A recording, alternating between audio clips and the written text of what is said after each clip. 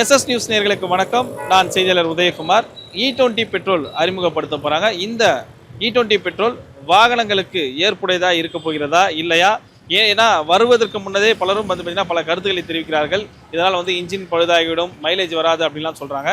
இதனால் இந்த E20 petrol பொதுமக்களுடைய வாகனங்களுக்கு நல்லதா கெட்டதா என்பது குறித்து நாம் பொதுமக்களிட கருத்துக்களை கேட்கலாம். வாங்க. தெரியல, அது வரைக்கும் நம்ம இது வரைக்கும் அந்த பெட்ரோல் போட்டதில்ல. இனிமேட்டு போட்டு பார்த்தா தான் தெரியும். இது வந்தாலும் இது வரைக்கும் என்ன போறீங்க? இப்போ வண்டிக்கு என்ன பெட்ரோல் போடுறீங்க? பாரத் போடுவோம், இந்தியன் இது பெட்ரோல் போடுவோம், இன்னும் அந்த ஹெச்பி இது போடுவோம், ஜியோ போட்டிருக்கோம், இதெல்லாம் போட்டிருக்கோம். இது என்னன்னு தெரியல, இது போட்டு பார்த்தோம்னா 80% பெட்ரோல் 20% எத்தனால் தான் இருக்கும். ஓகே. அந்த பெட்ரோல் போட்டால் நம்ம நல்லதா கெட்டதா? நல்லா தான் கெட்டதுன்னு நினைக்கிறேன். நல்லதாக இருந்தால் வண்டி மைலேஜ் போனால் நம்மளுக்கு மெயின் அதுதான். மைலேஜ் போகலன்னா இது எவ்வளோ இயற்கையாகவே வருது. 20% தான் அதில் எத்தனால் கலப்பாங்க, 80% பெட்ரோல் தான் இருக்கும். அது தெரியலீங்களா எப்படின்னு. ஏற்கனவே மைலேஜ் போக மாட்டேங்குது. பழைய வண்டி வச்சுருக்கிறேன்.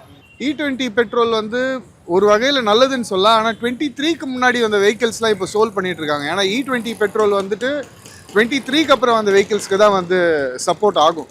23க்கு முன்னாடி இருக்க வெஹிக்கிள்லாம் டேமேஜ் ஆகிறதுக்கு மிஷின் அதான் இன்ஜின் டேமேஜ் ஆகிறதுக்கான பாசிபிலிட்டிஸ் நிறைய இருக்குது E20 பெட்ரோல்னால. மைலேஜ் அடி வாங்குமா? ஆமாம், கண்டிப்பாக மைலேஜும் அடி வாங்கும், இன்ஜினும் டேமேஜ் ஆகும். ஆனால் இயற்கையான பொருளில் தான் பண்ண போகிறோம். அதே போல் பார்த்தீங்கன்னா 20% எத்தனால் தான் அதில் கலப்பாங்க, மற்றபடி 80% பெட்ரோல் இருக்குன்றாங்க. பட் அந்த 23க்கு முன்னாடி வந்த இன்ஜினுக்கு அது கம்ப்ளீட்லி ஃபுல்லி அதுக்கேற்ற மாதிரி மாடிஃபை பண்ணது. இந்த இயற்கைக்காக ஏற்ற மாதிரியான விஷயத்தோட மாடிஃபை பண்ணது கிடையாது. ஸோ ஆப்வியஸாகவே அது பாதிக்க தான் வரும். எத்தனால் நிறைய கலக்கிறதுனால இன்ஜின் அடைச்சி இன்ஜின் கொஞ்சம் இது வைக்கிற வேலையோட அது கொஞ்சம் சீக்கிரமாக வைக்கணுன்றாங்க எல்லாரும். அதில் 20% தான் எத்தனால் கலப்புன்னு சொல்கிறாங்க. நார்மலாகவே எத்தனால் அதிகம் தான் இப்போ இருக்க பெட்ரோலில். இப்போ வர பெட்ரோலில் எத்தனால் கொஞ்சம் அதிகன்றாங்க. அது நம்ம இன்னும் ரிசர்ச் பண்ணலாம். ஆனால் அதிகமாச்சுன்னா எத்தனால் அதிகமாச்சுன்னா கார்பரேட்டரு கேட்டுலாம் கொஞ்சம் சீக்கிரம் அடிமாகும். அவ்வளோதான். நல்லதாக கெட்டதா E20? பாதகம் தான் வண்டி ஓட்டுறதுனால. பாதகம் மைலேஜ் இன்ஜின் மைலேஜ் அடி வாங்காது. இன்ஜின் சீக்கிரமாக அடி வாங்கும். கெட்டதாக தான் இருக்கும். ஏன்னா பெட்ரோலில் எந்த ஃபால்ட்டும் இருக்காது. இப்போ இந்த சிஎன்ஜி குப்பையிலேருந்து தானே வருது இந்த கேஸும். இது ஒரு 4 வருஷம் கழிச்சு இந்த வண்டி குப்பையில் தான் போடணும். யூஸ் ஆக தேராதுண்ணா. 4 வருஷம் ஒரு ஆட்டோ ஓட்ட முடியல. அவ்வளோதான் அது. ஏன்னா இன்ஜின் போர் சீஸ் ஆயிடுச்சுன்னா இதுக்கு 45,000 இல்லை 50,000 ஆகும். அதே மாதிரி அதை பற்றி நம்மளுக்கும் தெரியாது இல்லையா, இந்த பெட்ரோலை பற்றி நம்ம வண்டி ஓட்டிருக்கோம். பெட்ரோலை பொறுத்த வரைக்கும் எந்த ஃபால்ட்டும் வராது வண்டியை பொறுத்த வரைக்கும். கெடுத்ததுன்னு சொல்லணும். இன்னும் ட்ரையலு இன்டர்நேஷ்னல் லெவலில் பார்த்தீங்கன்னா உங்களுக்கு அது அறிமுக நிலையில் தான் வச்சுருக்காங்க. ரிஸ்க்கான ஒன்று தான் சொல்கிறாங்க. பட் இவங்க ட்ரையலே இல்லாமல் எடுத்து 20% போடுறாங்க. அது எந்த அளவுக்கு பாதிக்கும்ன்றது தெரிய வரல. அது கூட என்ன பாதிப்பு உண்டாகும் நினைக்கிறீங்க? இன்ஜின் ப்ராப்ளம், மற்ற கெடுதல் கூட வருது, பிளாஸ்ட் கூட இருக்குது அப்படின்ற மாதிரி சொல்கிறாங்க. இல்லை இயற்கையால் வர பொருள் தான் வச்சு தான் பண்ணுறோம். இயற்கையில் தான். இன்னும் ட்ரையல் பிளேசஸில் இன்னும் அங்கீகாரம் வரல இல்லையா. இன்டர்நேஷ்னல் லெவலில் அது இல்லை. இந்தியாவில் இது அதிகப்படுத்துகிறாங்க. அதுவும் 20% பண்ணுறேன்றாங்க. இது எப்படி பண்ண போகிறாங்க? எத்தனை நாள் மிக்ஸ் பண்ணுறேன்றாங்களா? எத்தனை நாள்? 80% பெட்ரோல். 80%. சரி, ஓகே. அதாவது E20 பெட்ரோல் நல்லதாக கெட்டதானே யூஸ் பண்ணி பார்த்தா தான் தெரியும். நல்லதாக கெட்டதானே யூஸ் பண்ணாமல் எப்படி சொல்ல முடியும்? முழுக்க இயற்கை பொருளான பெட்ரோல்னு சொல்கிறாங்க ஒரு சிலர். அதே போல் பார்த்தீங்கன்னா இதில் 80% பெட்ரோல், 20% தான் எத்தனால் கலப்பாங்க அப்படின்றது ஒரு தகவல் இருக்குது. அப்படி அதே போல் இந்தியாவில் நம்ம நாட்டுக்குள்ளேயே இதை பொருள் தயாரிக்க போகிறோம். வெளிநாட்டில் நம்ம கச்சாலாம் வாங்க போகிறது இல்லை, உள்நாட்டிலே உற்பத்தி ஆகக்கூடிய பொருள்ன்றாங்க. அப்போ நம்ம இதை வரவேற்கலாமா? வரவேற்கலாம். நல்லதாக தான் இருக்கும். நல்லா தான் இருக்கும். அது வந்ததுக்கு அப்புறம் தான் தெரியும். இப்போதைக்கு அதை சொல்ல முடியாது. நார்மல் பெட்ரோலுக்கும் அதுக்கும் என்ன வித்தியாசம் இருக்குன்னு நினைக்கிறீங்க? நார்மல் பெட்ரோலை விட அது கொஞ்சம் கம்மியாக கொடுப்பாங்கன்னு நினைக்கிறேன். எப்படி விலை கம்மியாக இருக்கும். இப்போ எவ்வளோ நான் போகிறீங்க? ஒரு லிட்டர் பெட்ரோல் எவ்வளோ போகிறீங்க? 1 லிட்டர் பெட்ரோல் 102 ரூபா. 102 ரூபா. இப்போ அது எவ்வளோ கொடுத்தா நல்லா இருக்கும்ன்றீங்க மக்களுக்கு? ஒரு 85 ரூபா 80 ரூபா கொடுத்தா நல்லாயிருக்கும். சரி, அதை போட்டால் மைலேஜ் ஏதாவது அடி வாங்குமா? அதுக்கு டிஃப்ரெண்ட் வருமா மைலேஜ்? அதுதான், அது வந்ததுக்கு அப்புறம் தான் தெரியும். அது போட்டு பார்த்தா தான் தெரியும்.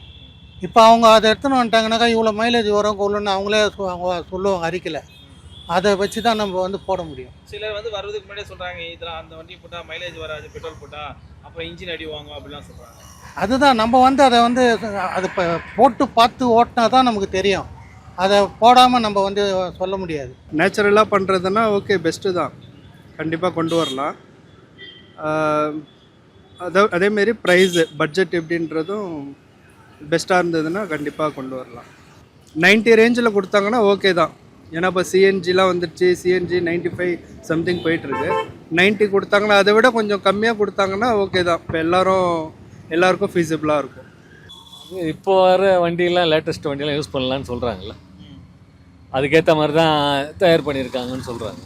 அதனால் யூஸ் பண்ணலாம் நினைக்கிறேன். இப்போ வர இன்ஜனுக்கு ஃபஸ்ட்டு இப்போ வர இன்ஜனுக்கு ஓகே, ஆனால் பழைய மாடல் வண்டிக்கு வந்து அது பெட்ரோல் செட் ஆகாதுண்ணா.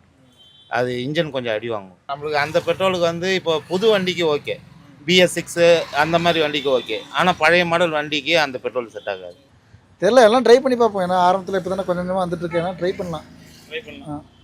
ஆனால் நல்லதாக கிடையாது நமக்கு தெரியல. தெரியல, போக போக தான் தெரியும். ஏன்னா எதுவுமே வந்தோடனே எதிர்க்கிறது தவறு.